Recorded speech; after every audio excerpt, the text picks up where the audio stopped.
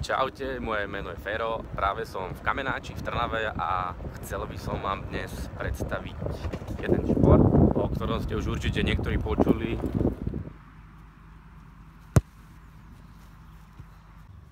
Tak ako je zrejme, footgolf vzniklo spojením dvoch športov, futbalu a golfu, ale teraz vás nechcem zaťažovať pravidlami, skôr vám chcem oznámiť jednu dôležitú informáciu, a to je to, že sa dá hrať footgolf už aj v Trnave, v Kamennom Mlyne.